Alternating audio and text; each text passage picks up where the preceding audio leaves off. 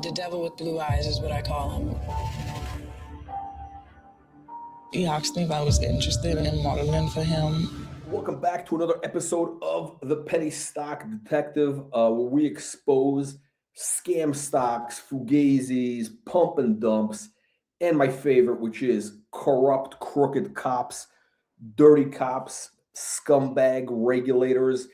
And today we're talking about rapist pedophile Peter Nygard and his very good friend, Richard Carleton, aka Tricky Dick.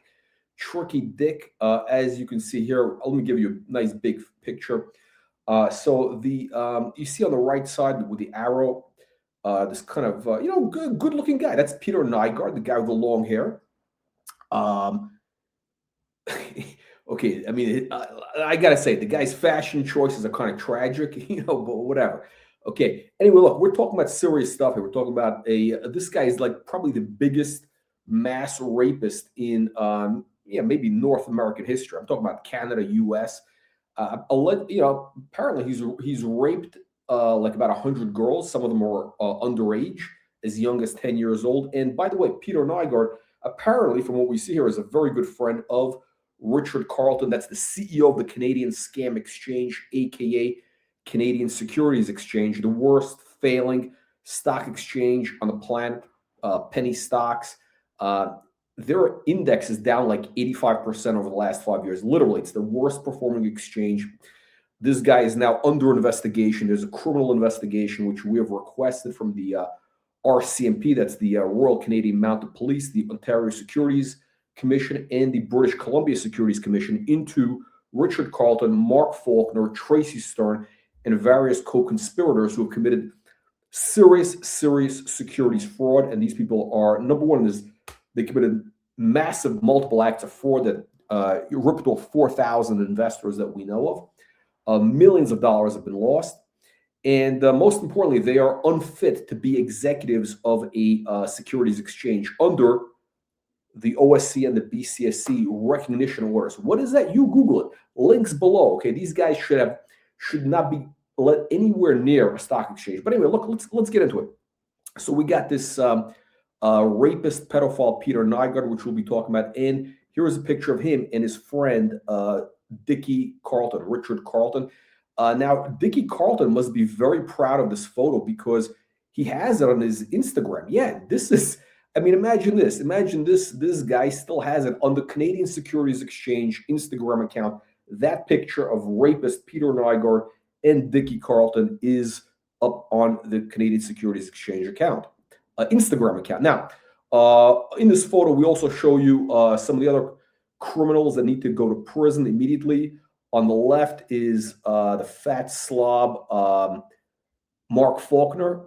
You got the was it Rob Cook? That's this guy who looks like he's got Alzheimer's. Notice all these guys have multiple drinks in their hands. I mean, these guys like to drink a lot. And in the middle, you see the two gentlemen in the pink shirts. That's Dicky Carleton. That's Tubby Dicky Carleton and his young gentleman friend, which is James Black. Very interesting to see two grown men with matching pink shirts. I don't know what that means, but whatever. Let's get into something much more interesting, which is the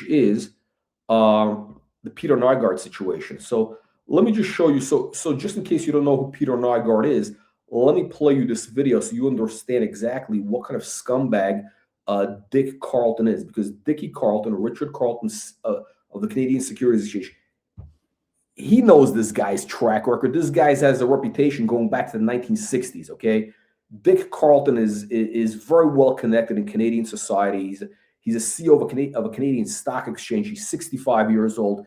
He knows exactly what's been going on with Peter Nygard, the rapist and pedophile, and yet he's very happy and proud to be sharing a photo with him. So let me show you, though, what kind of people are running the Canadian Securities Exchange. And by the way, if you are the regulators watching this, like Susan Greenglass, who I know has a conflict of interest.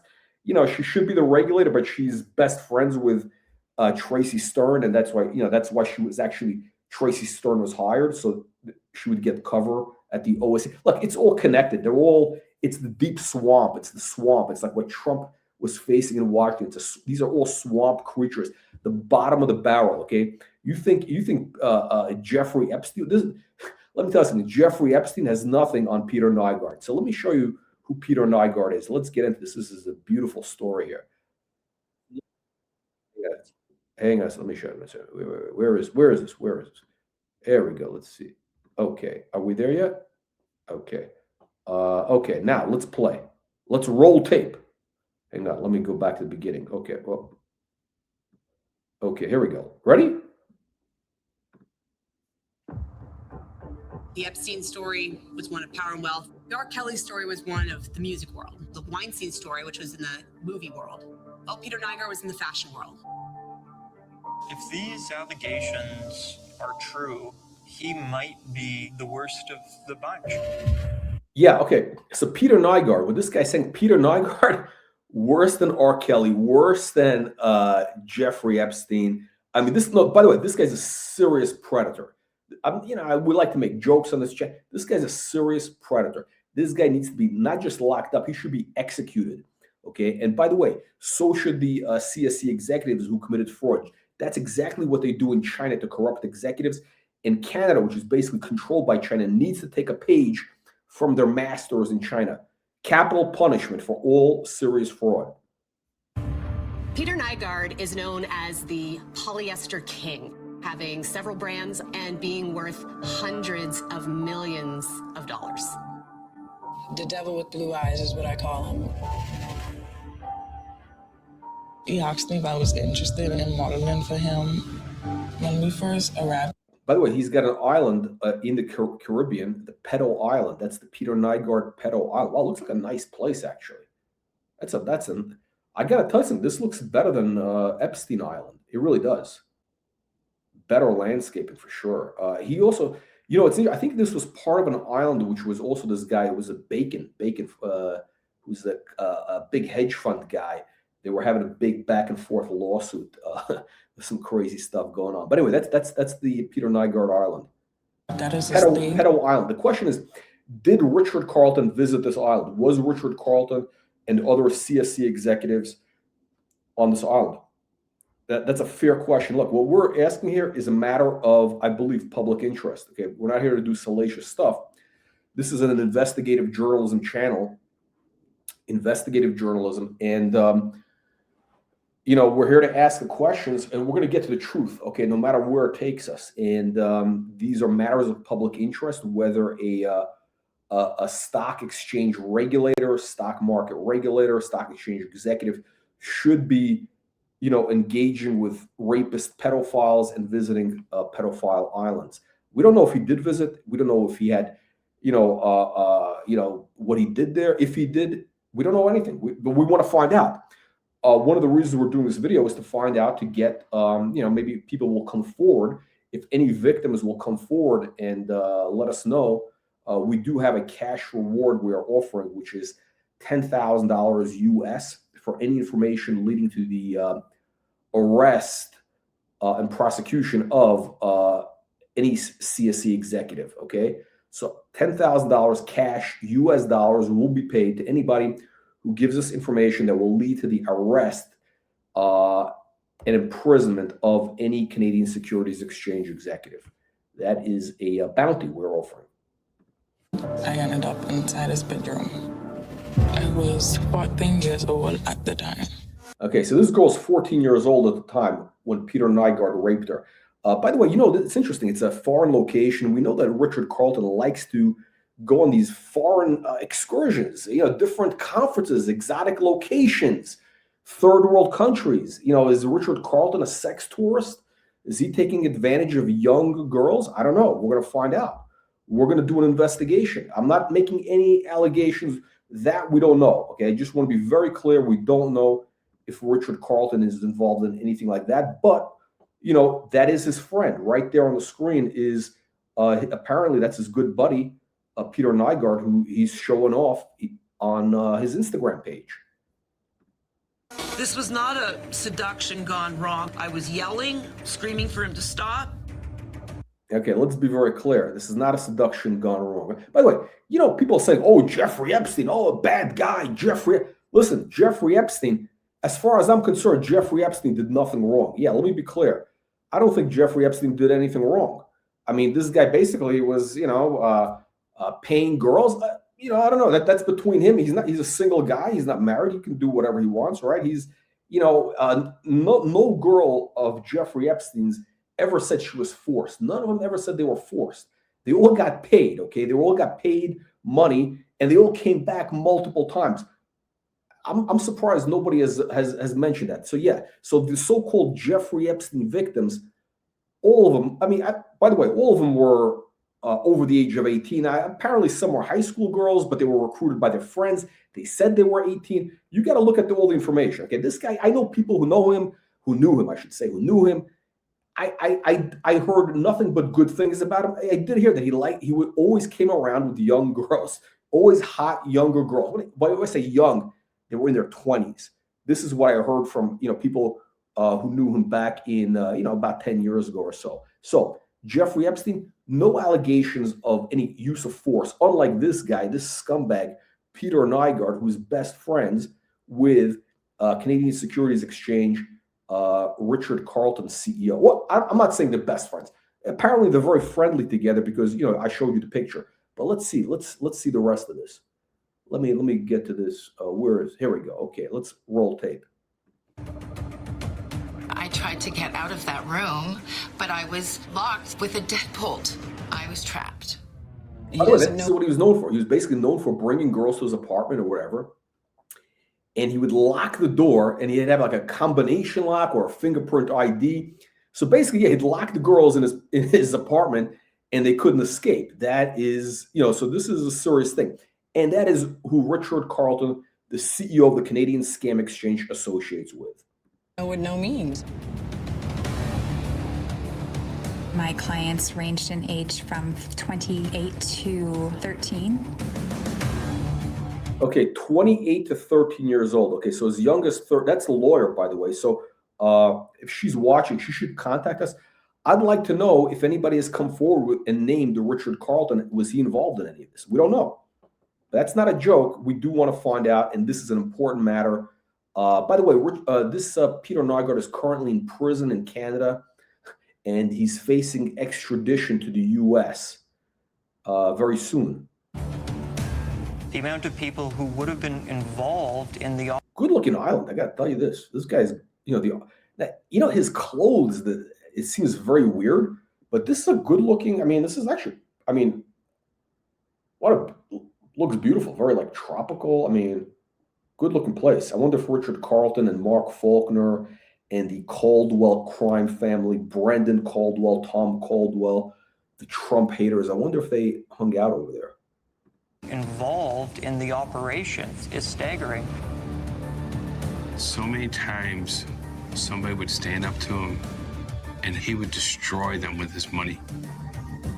Yeah, interesting. You see a pattern. So yeah, basically, apparently he was known for using his money and power to, file lawsuits, whatever. Listen, essentially try to silence the victims, just like Richard Carleton and the Caldwell crime family, who are facing very serious allegations.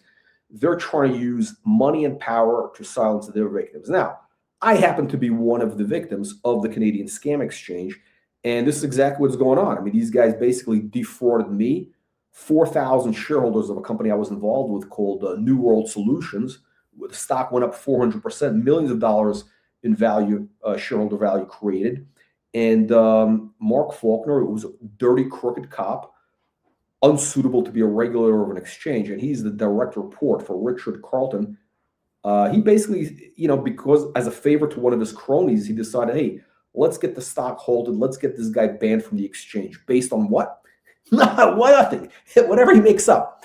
Again, this is a lawless, corrupt organization. This is an enterprise. This is a criminal enterprise. Let me be clear. The Canadian Securities Exchange is a criminal enterprise, and we're bringing more and more evidence. We're bringing it to the regulators. We're bringing it to law enforcement. These guys need to be locked up, okay? Richard Carleton is the top of the food chain. He's the one involved with the cover-up. And what is he doing now?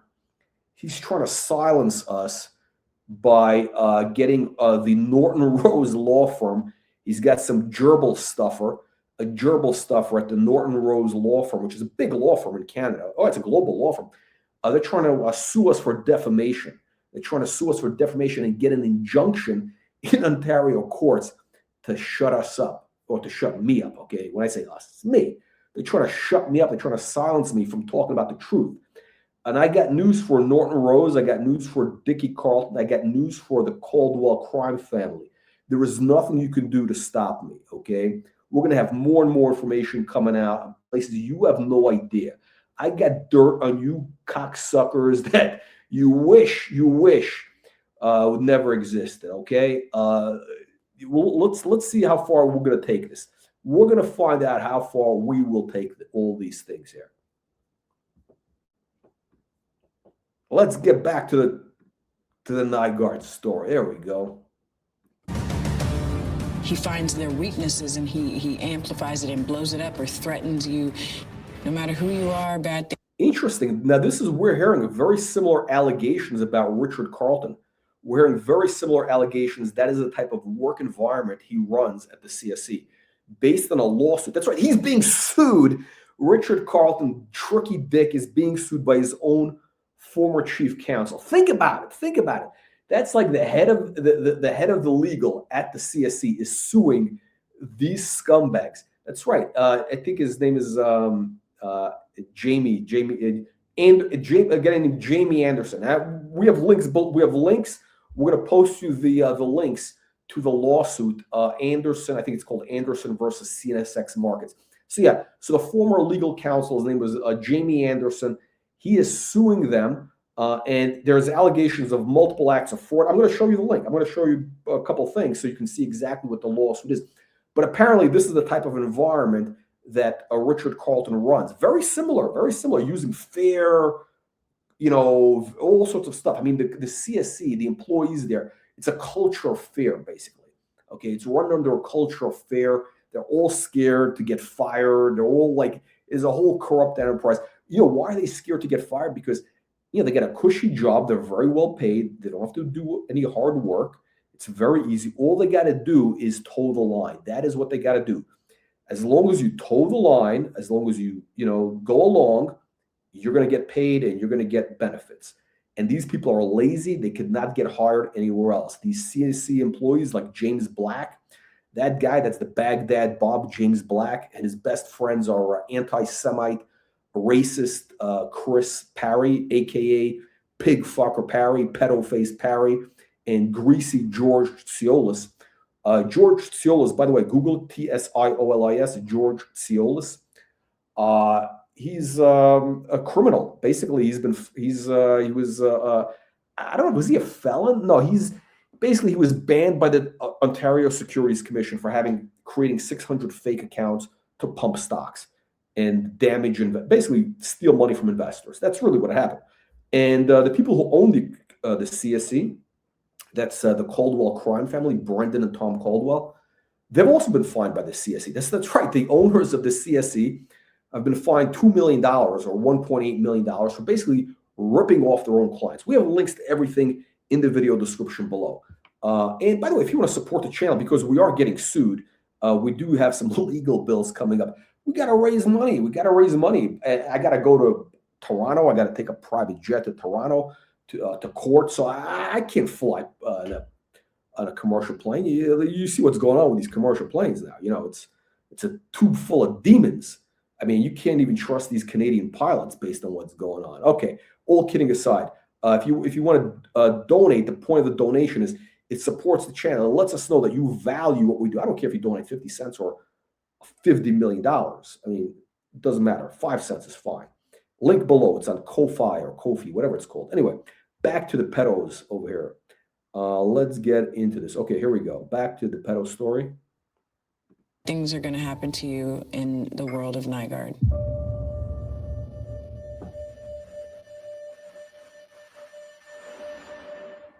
Okay, there you go. That's number one. Okay, now let's go to number two, just so you know who Peter Nygard is. In case you don't know who Peter Nygard is.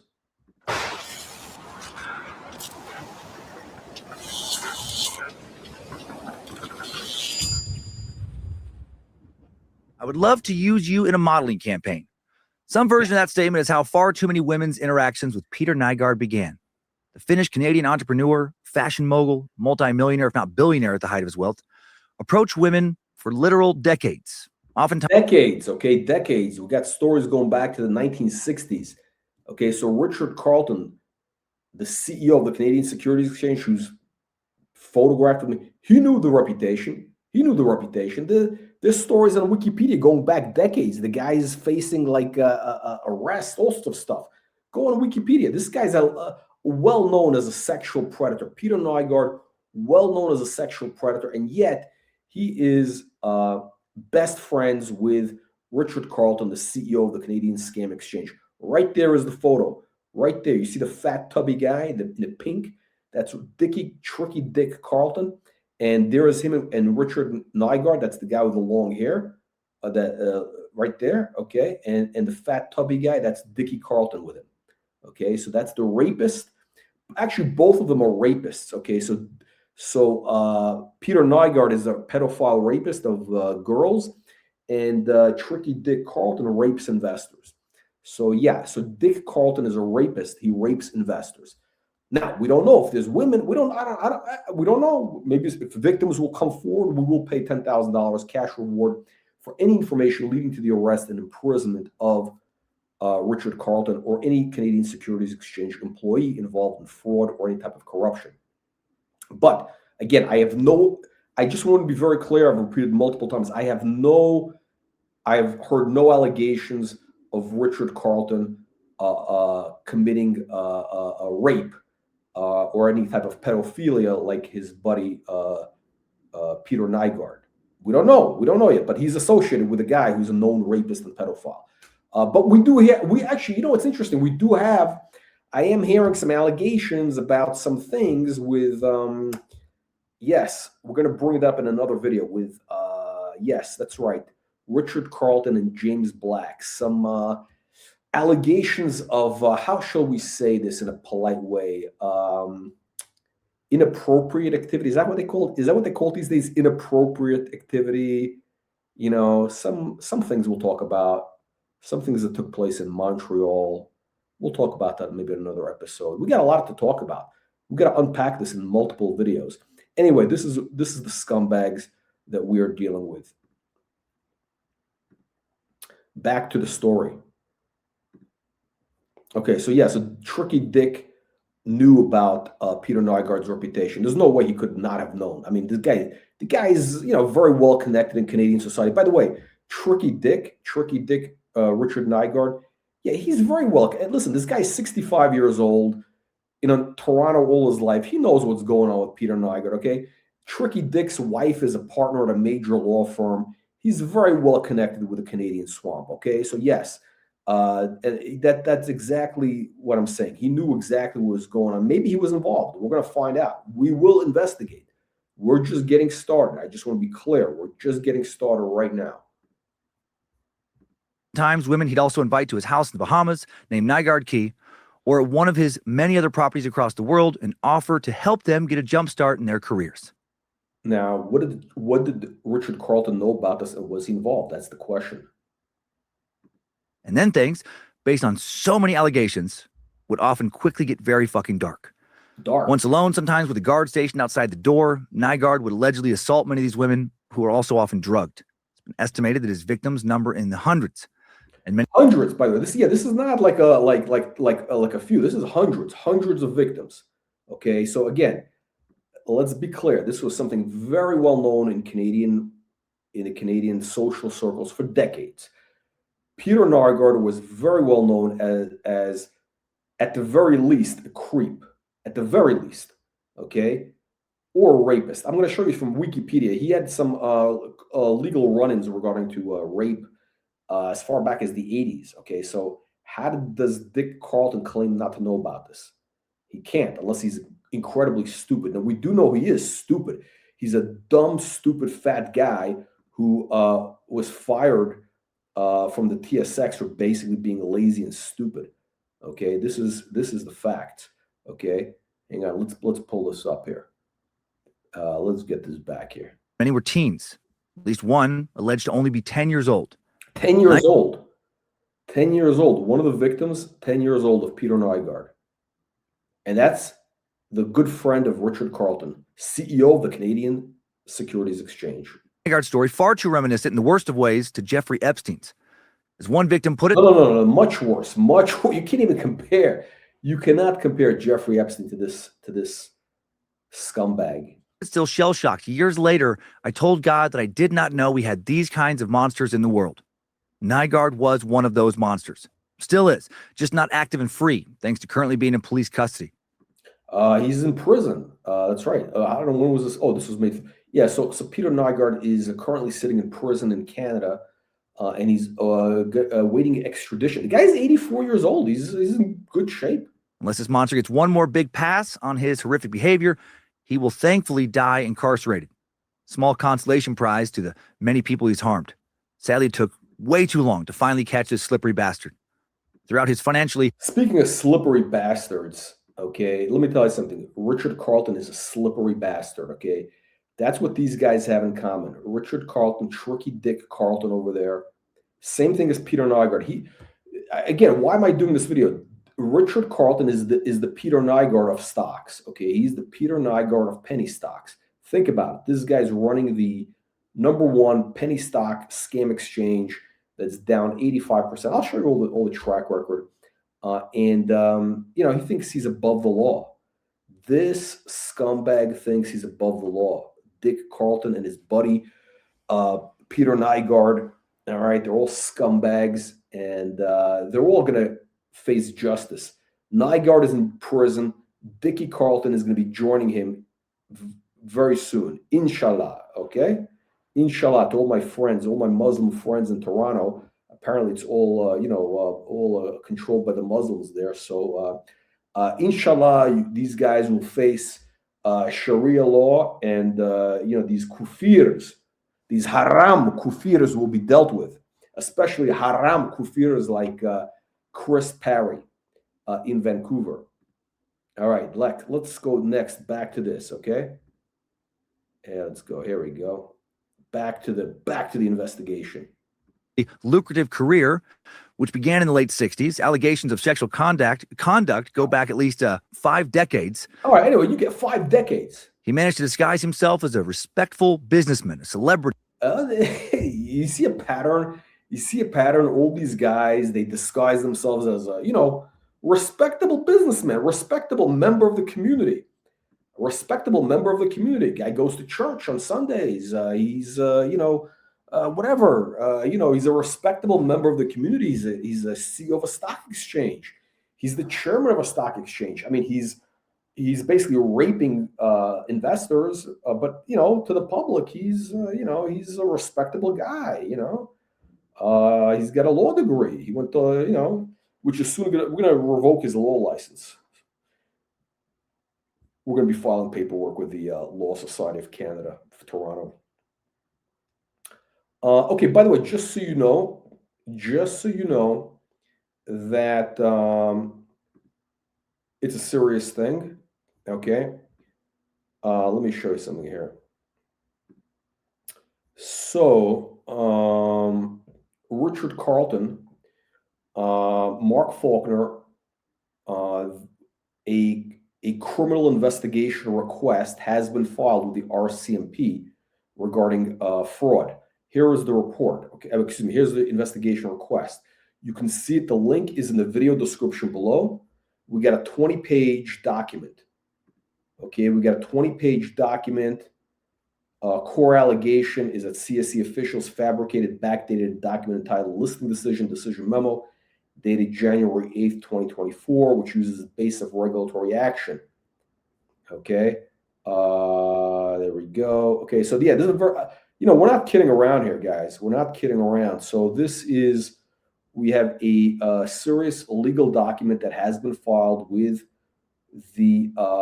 law enforcement to have these guys investigated and prosecuted to the fullest extent of the law. Okay, the link is in the video description below. We're talking about these two pig fuckers. Okay, these two pig fuckers that you see on the screen. These two guys in the cheap suits. Now, those are probably Peter Nygard suits. Peter Nygard was known for making polyester clothes. I mean, those look like $79 Peter Nygard suits. Next. So we got a RCMP is going to be investigate. Hopefully, they're going to investigate them. You know, you don't ever know. These Canadians, you never know what they're up to. Also, you should know, we have filed a investigation request with Ontario Securities Commission, British Columbia Securities Commission. And the problem is the OSC has done nothing. We have heard nothing from them. Susan Greenglass, this is her phone number, this is her email. Michelle Alexander, this is her phone number, this is her email. Why have they done nothing? Because they're best friends with Tracy Stern. Okay, we got more about Tracy Stern. That's going to be in another video.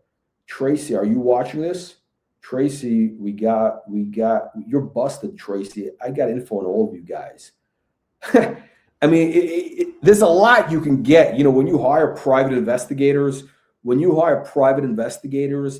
there's a lot you can uncover, and we're just getting started. I mean, we just got started, okay? We got PIs on the case right now. I mean, real PIs, not like this stock detective. I mean, like real private investigators.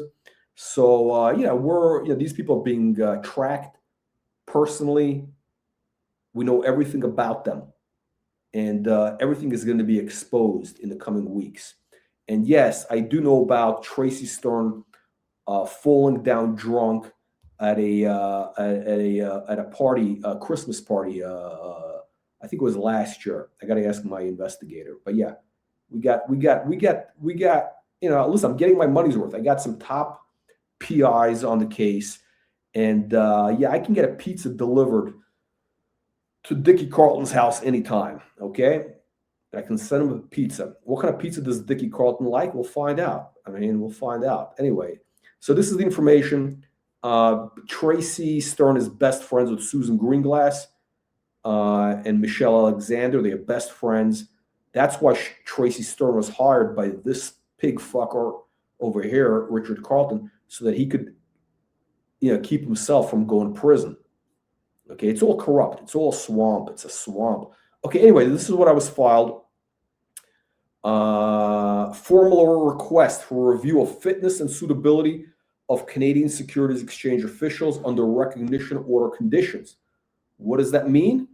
What does it mean? Well, it means that if you are a stock exchange in Canada, you are regulated by the BCSC and the OSC. And that means all your executives have to be what's called fit and proper. Fit and proper. That's right. You got to be fit and proper to be an executive of a stock exchange, which has fiduciary responsibility over billions of dollars. And let me tell you something. As you see, Richard Carleton is not fit and proper. And I haven't even told you the full story. This thing that he's associated with a pedophile is nothing. That's actually, as far as I'm concerned, that's very disturbing. But that's not, the fraud aspect. But anyway, this is what we sent. Purpose of the submission. Submission requests that BCSC conduct a formal fitness suitability review of the following.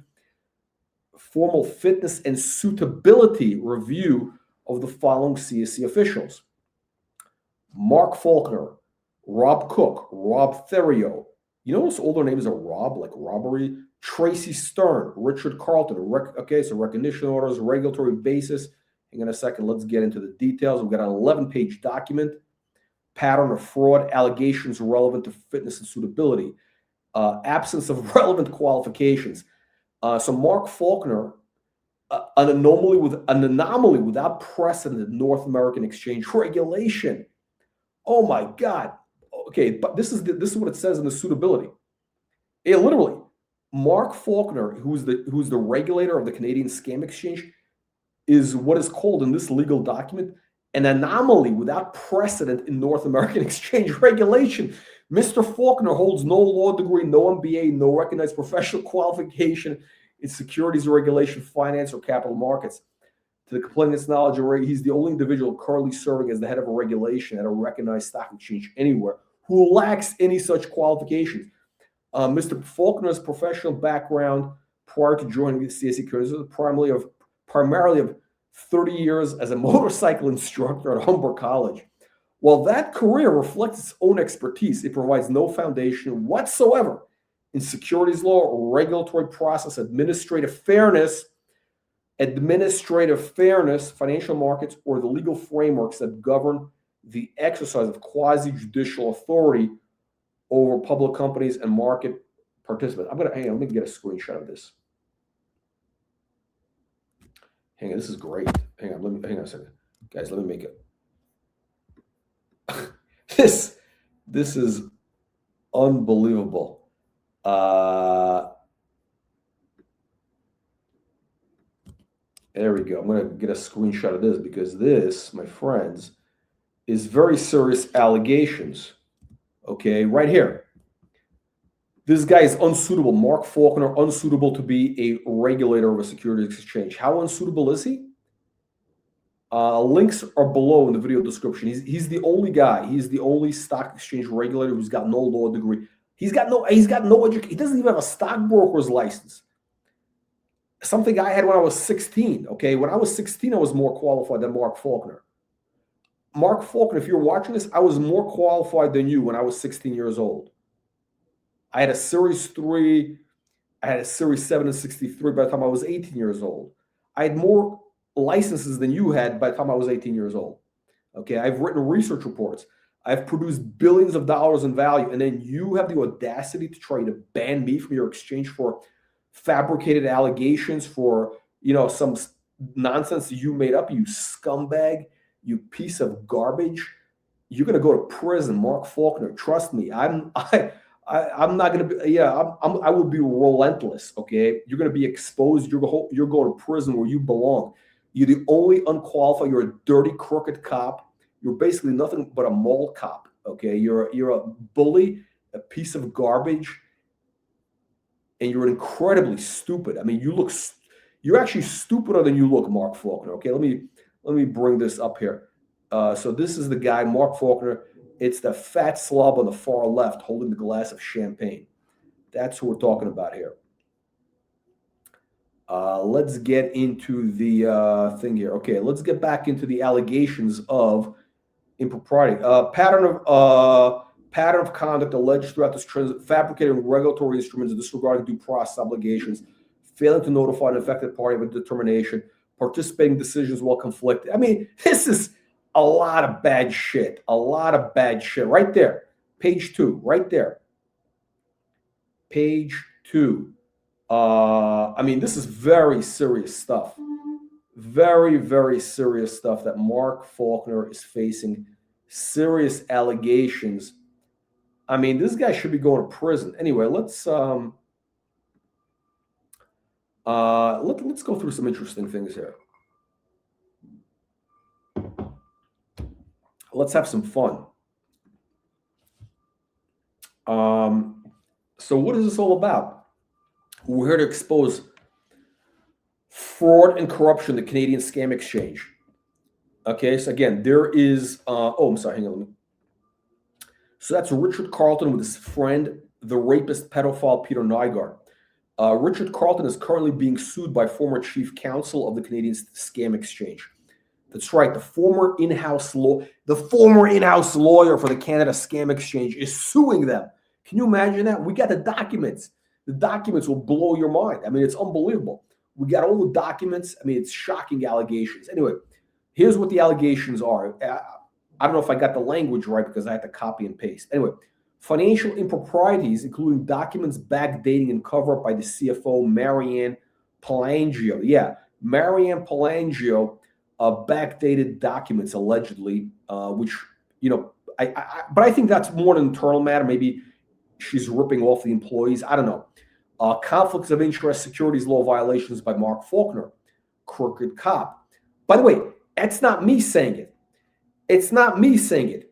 It's what their chief counsel is saying in this allegation. He's saying that Mark Faulkner committed fraud, okay, and there was a cover-up or there's conflicts of interest. I mean, I don't know. I can't get through all the legalese. It's very complicated, but it's dirty. It looks dirty. Attempted cover-up of Mark Faulkner potential securities fraud by Richard Carleton. So Richard Carleton was aware of some sort of conflicts of interest, securities fraud. By the way, I'm using that interchangeably. I read the allegations. I'm not exactly sure what they mean. To be fair, again, the Canadian Securities Exchange is being sued by their own in-house lawyer. I read the lawsuit. It's a bit confusing for me, but to me, it looks like Mark Faulkner was trying to do some shady stuff, and then Dick Carleton was trying to cover it up. And this guy apparently is a whistleblower. It's a whole complicated mess. And also Richard Carleton, abusive behavior towards CSC employees. Yeah, really nasty. This guy's just a nasty piece of work. Richard Carleton, this guy's a nasty, fat little piggy who's going to be a little piggy in the prison. Richard Carleton, Tricky Dick, going to be sharing a prison cell with pedophile rapist Peter Nygard. Chomos, 2 chomos in prison. Okay, we got the mole cop right there. That's that fat pig, Mark Faulkner. You can see he's the mole cop. Multiple acts of fraud, sloppy cover-up. Mark Faulkner's fraud is sloppier than his dress, okay? Mark Faulkner is so sloppy, but his cover-up is even sloppier. Listen, you know what? You can tell a lot by a person by their face and their appearance. You really can. And Mark Faulkner is a fat, sloppy pig. And what do you expect from a fat, sloppy pig but a fat, sloppy cover-up? Very sloppy. This guy committed fraud, and the cover-up was so bad. It's such sloppy cover-up. We're going to show it to you right here in this video. By the way, he's uneducated. He went to a cooking school. His degree is from Humber College, which is like a cooking school in Toronto. And his only degree there is like a motorcycle instructor. He's best friends with George Siolis. That's his name there. He's a convicted fraudster. And Chris Parry, who's a virulent anti-Semite and racist and a supporter of Hamas.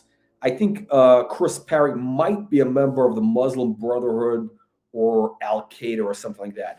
By the way, Chris Parry is I don't know, maybe it's this, he's a secular socialist, left-wing Trump hater. So, he's one of these gays for Gaza. He's one of these guys that was marching with a big sign that said gays for Gaza, in his, rainbow flag outfit, the whole deal.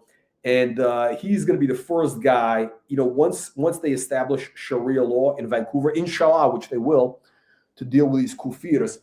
Chris Parry will be the first one to be thrown off the roof in compliance with Sharia law, inshallah, alhamdulillah. All right. Now, corruption, conflicts of interest. Mark Faulkner, Rob Cook, these 2 scumbags. Also, again, friends of these 2 crooked penny stock promoters. That's the index. These guys trying to get me banned from their exchange. They're snitches.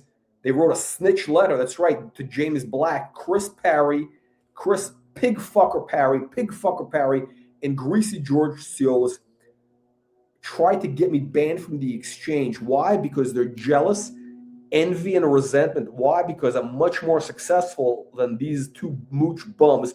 As you will see, I'm going to show you the results we've been delivering in Canada.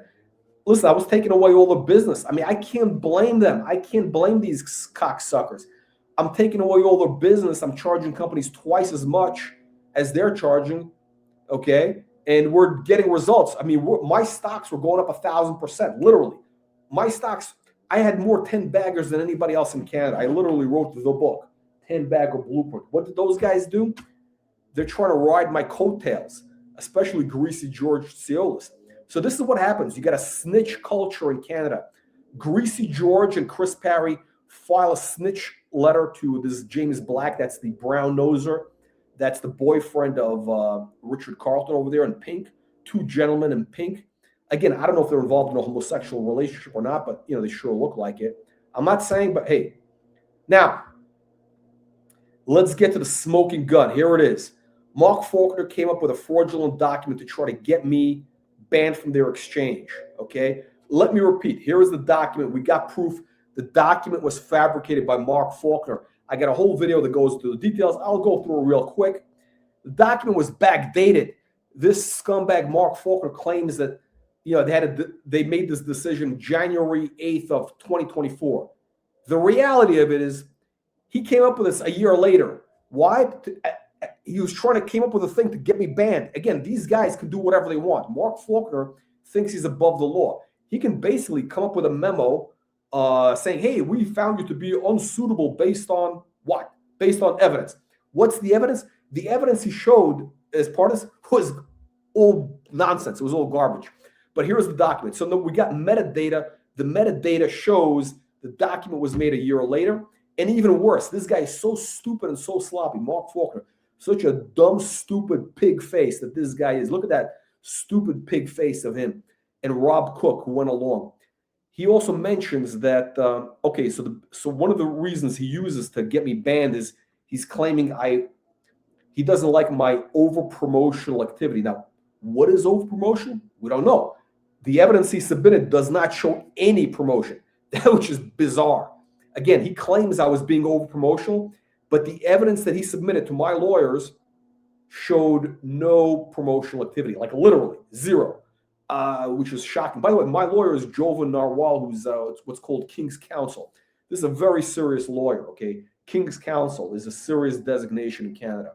This guy this is like a heavy-duty thing. This is not like some gerbil stuff or at Norton Rose. Now, here's the smoking gun. Number one, the document is clearly backdated, shown by the metadata. Number two, he claims right there, let me zoom in on this, your activity, what is it called? He calls it, hang on a second, where is the document? We got stuff going on here. Anyway, he claims that I was making over-promotional activity on a website called CEOCA, over-promotional posts. Mark Faulkner claims I was making over-promotional posts on a website called CEOCA. So there's one problem. And the problem is, at the time this was written, which he claims this was written in January of 2024, I never made a post. My first post on that website came in September of 2024. How do I know? Because I made the first post in 2024. That's fully documented. Why? Because I don't post on the site. The only reason I posted it was because to promote a stock, which was called New World Solutions, which I fully disclosed I was promoting. But I signed up. I think I was a member maybe a year earlier or whatever, but I had never posted. I never made any post ever. So when he says this, it means he's caught in a lie. Mark Faulkner, stupid fuck. This is what you get. By the way, Tricky Dick, this is what you get when you hire a guy from Humber College.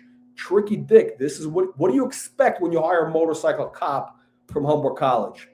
Mark Faulkner, this is the crime that he did. This is the crime. He raped 4,000 investors by holding news. That's the stock CSE News, a stock which went up 400%.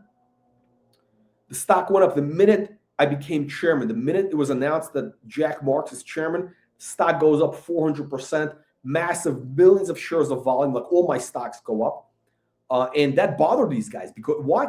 They're probably anti-Semites. But we know that one of them, we know Chris Parry is an anti-Semite. We know that one of Mark Faulkner's other friends is an anti-Semite.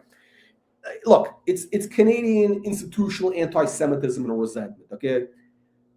By the way, I don't really care, whatever. But that's their real motivation. And we know all the players.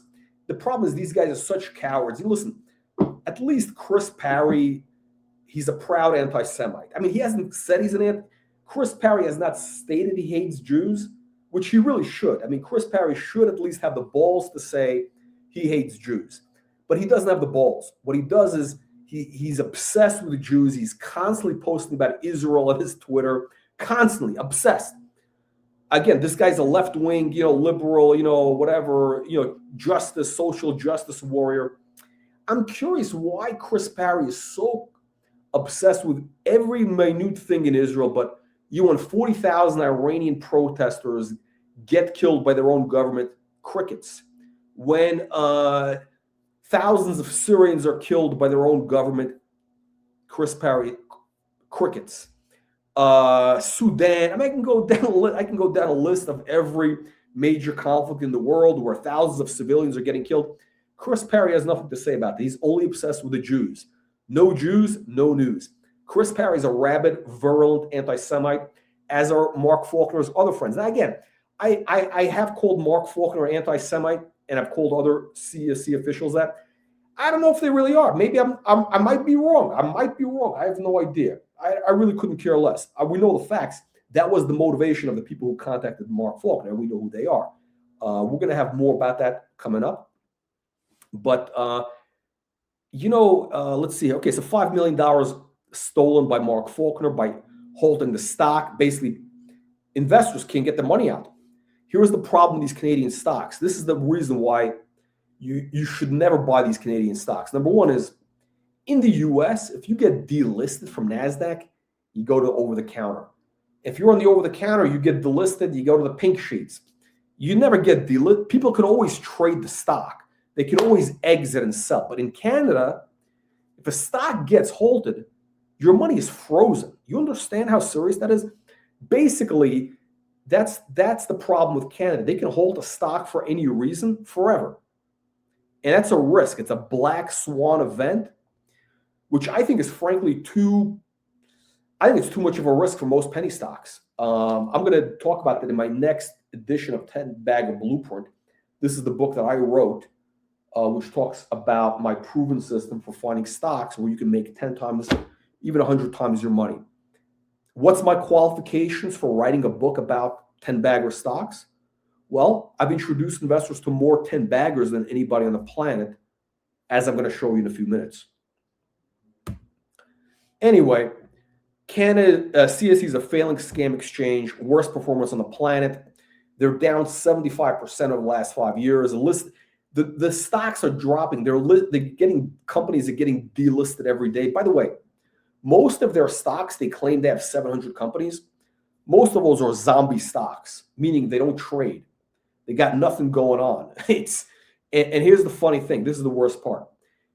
The total trading volume on the exchange on a good day is about 30 million Canadian dollars. 30 million Canadian dollars is on a good day. Okay. As you can see from their own site. Now, just one of my client stocks trades $20 to $30 million on a good day. Yes, one of my clients trades more than the entire exchange, than all 730 of their stocks. Why does it trade that much? Because I'm the world's greatest stock promoter. It's very simple. Why? I'll show you my secrets. Watch. Get my book. You want to know my secrets? Get the book. Everything is revealed in the book. Okay. If you're a stellar unit at the Toronto Stock Exchange, if you're one of the regulators, get my book. I expose everything in the book. All right. All my secrets are revealed. So you can do the same thing I do because I know you want to. Anyway, one of my stocks trades more than their entire exchange. Let's compare my suitability. Now, Mark Faulkner, this fat slob, called me unsuitable. That was his reason to get me banned. The term is unsuitable. He says Marx is unsuitable to be an issuer, to be involved with an issuer in any way. That's right, in any way. I can't be involved with a CSE, with a Canada Scam Exchange stock in any way. According to this fat slob, this crooked crop, I can't be involved. Why? Because he deems me to be unsuitable. Based on what? Based on nothing. Based on one of his buddies, one of his cronies. Again, dirty cop. He's like one of these dirty cops that plants drugs in your car or plants evidence. That stuff goes on. That's been going on forever. It's like you watch any cop movie. I suggest you watch a movie called Bad Lieutenant. There's a great movie, Bad Lieutenant, that came out in the 90s. That's Mark Faulkner. Mark Faulkner is that guy, except Mark Faulkner is a coward. Mark Faulkner is a little cunt. He's a little cunt and a coward. Okay, and that's why his family, his wife Kathy, his kids Jalen, whatever, they're all embarrassed of him. Their dad is a cuck and a coward. All right, so Mark Faulkner, uneducated, he's got no education, unqualified to be a regulator. He's the only guy without a law degree in this industry. He committed multiple acts of fraud that are documented, as you saw. He is defrauded 4,000 investors with CSE News. Multiple conflicts of interest. Again, Mark Faulkner, his best friends are my competitors or wannabe competitors. Okay, again, let me repeat. Mark Faulkner's best friends are Chris Parry, George Soros, convicted fraudster. Both of these guys are failing stock promoters who want to get me banned so that they can take my clients. That's the reason. That's the reason that Mark Faulkner is trying to get me banned from their exchange. He's got conflicts of interest. It's all documented. And his only qualifications is he's a motorcycle teacher for 30 years. Now, what about my qualifications? What about Jack Marks? What are my qualifications to be on the CSE? What are my qualifications? Maybe I am unsuitable. Well, do I know anything about stocks? Well, Mark Faulkner doesn't have a stockbroker license. He's never had any formal education in capital markets. None. He knows nothing about stocks, as you can see, because what he was trying to also do is he was trying to unwind the acquisition of Dial Market and New World Solutions. I'm not going to get into it, but basically the guy's a moron. Now, Mark Faulkner has no degree. He's got no education, no stockbroker's license. I literally wrote a bestseller book on finding stocks that go up 1,000% or more with a proven system. I've introduced, again, investors to more 10 baggers than anybody on the planet. I've created $1 trillion in wealth.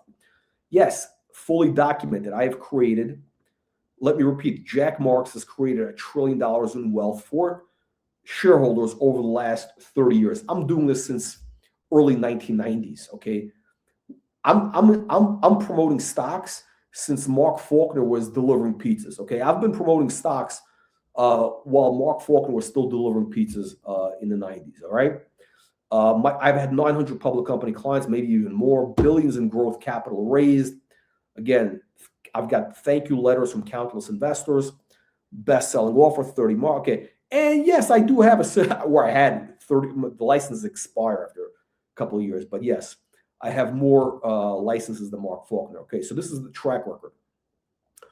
$1 trillion in shareholder value created, documented, 8,000 CEOs interviewed on Wall Street Reporter, more 10 baggers than anybody on the planet. We've even had 100 baggers, stocks that went up, not just 10x, but 100x, stocks like Axon that went up literally 800x. A stock that we introduced at around $1.50, it was trading at $800 recently, okay? Yes, we have stocks that end up becoming real winners. Even MicroStrategy. Michael Saylor was one of our clients back in the day. That's right, Michael Saylor, who's now the Bitcoin guy. Okay, by the way, currently we have a 90% win rate. Every stock we launch, maybe it's 100%. Actually, technically it's 100%. They all go up immediately on day one. Literally 100% win rate. So this is my qualifications. This is what I have done for the Canadian Scam Exchange. All right, this is what I have done for the Canadian Scam Exchange.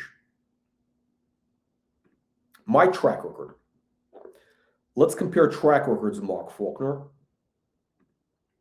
So these are all clients. This sheet is only my clients on the CSE. And as you can see, we have winners anywhere from 1,000%, 5,000%, 1,700%, 2,000%, 1,000%, 1,300%. And then we got a bunch of multi-baggers, a couple 100%. Okay, so the total wealth created, okay, which means the value of these stocks increasing in the aggregate from the moment that I get involved to the peak, okay, meaning from the moment that I got hired till the moment of the peak, $1.6 billion. $1.6 billion in shareholder wealth that I created, okay? These are jobs. This is tax money going to pay for the garbage government in Canada, okay? All from my work.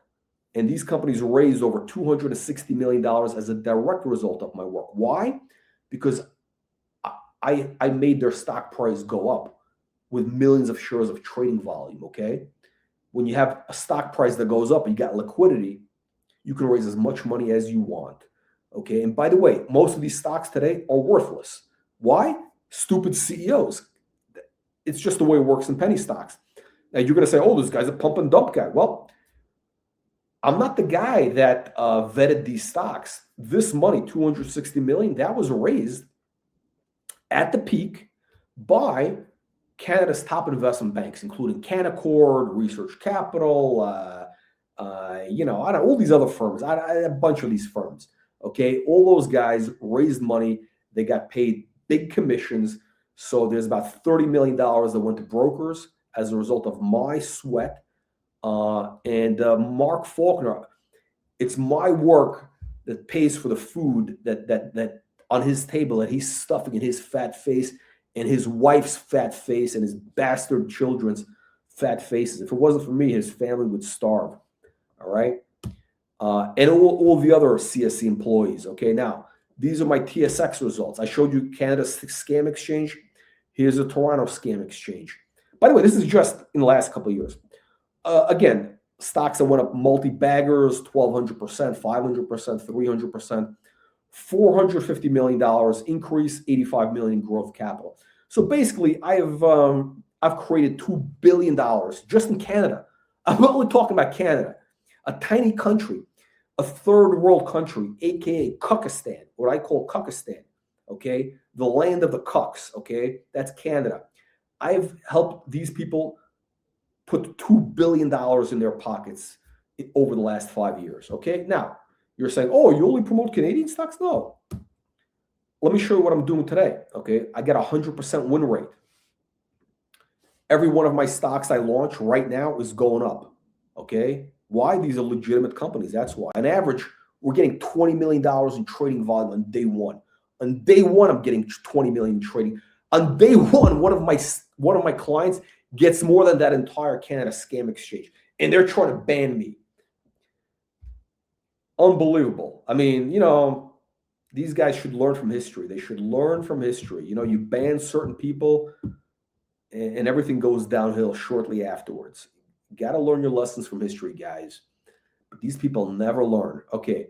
By the way, on average, my stocks double in the first day. My worst performer only went up 25% on the first day and traded $1 million. I'm sorry, but my worst performer traded like the equivalent of 5% of the volume of their exchange. By the way, when I was promoting stocks on the CSE, typically on any given day, the top 3 volume stocks on the CSE were my clients: Trip, CBDT, Fans, whatever it was, Visby, Red Light Holland. Their top 3 stocks were always my clients. You Google it. Okay. By the way, so this is my results. A stock we launched, it traded 200 million shares of volume in the first few days. So that's about $500 million. The stock tripled.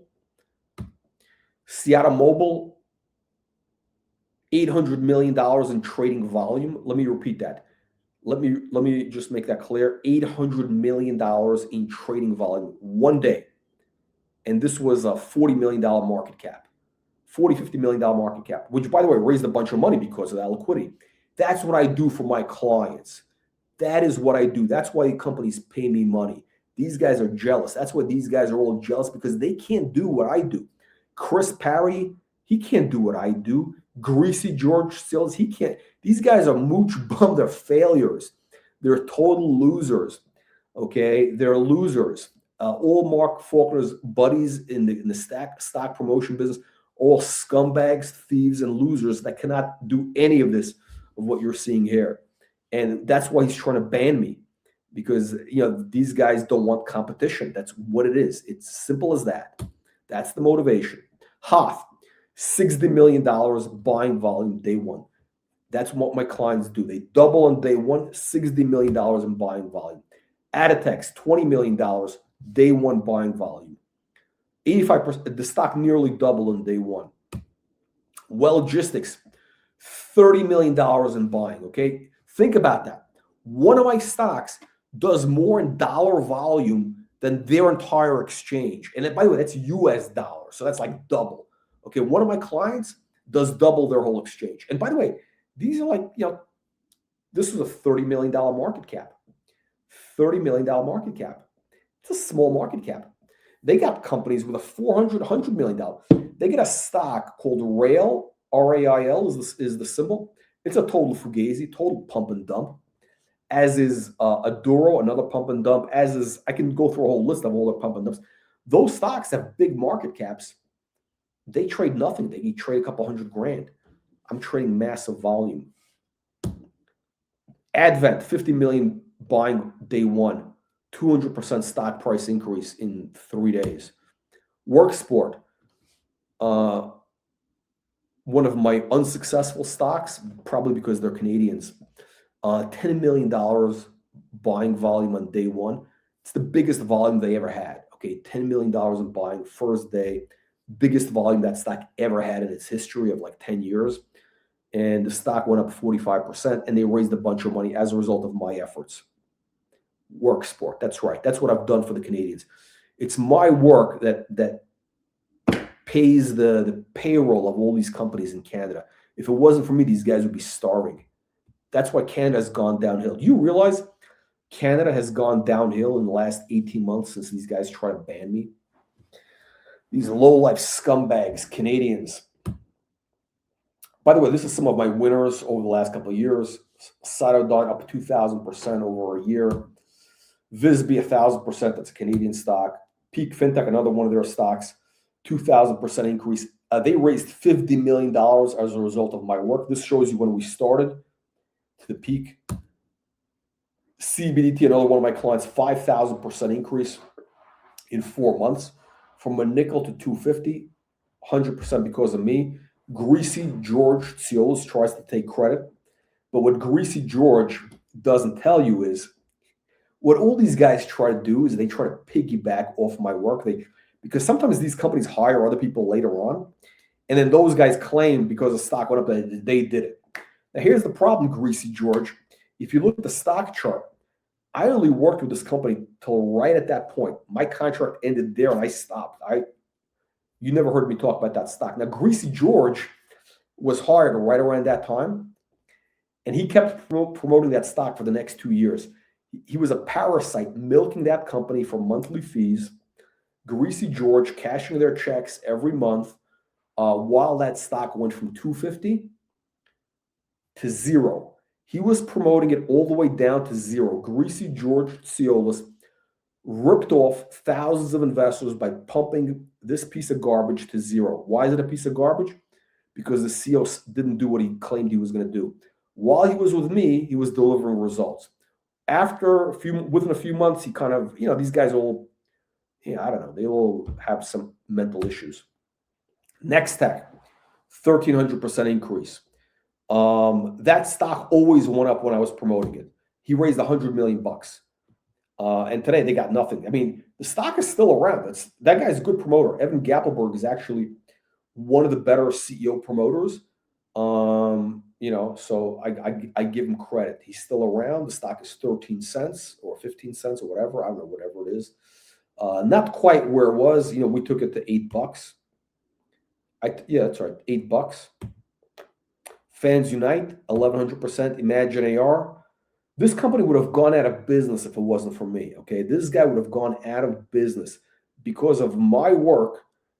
This guy was able to raise $5 million that paid all their bills for the next couple of years. That's why the CEO referred me a bunch of clients. So I'm very grateful to Paul. And I'm glad this stock worked out for him. ESC Entertainment. Stock went up 1,200% as a result of my stock promotion. Look what happened to the stock when the CEO realized, I don't need to do promotion. I don't need this guy Marks anymore. It went all the way down. The story never changes. Anyway, guys, that's it. I gave you the background on these scumbag criminals. Hang on a second. Let me pull this up. So there it is. There is the pedophile rapist, Peter Nygard, and his friend Richard Carleton. Let me know what you guys think. Comment below, and also feel free to subscribe and support the channel, okay? Click the subscribe button, click the upvote button, share this with your friends. We want the story out there. Share the story with your friends. We want this in front of as many eyeballs as possible. These guys need to be brought to justice by any means necessary. These guys must go to prison. We're talking about Dicky, Carleton, We're talking about Mark Faulkner and all their co-conspirators. They need to be in prison just like the rapist pedophile Peter Nygard. Let me know what you think. Comment below. Contact your local politicians, exchange regulators, or whatever. Let's bring these guys to justice. Here's to your 100X.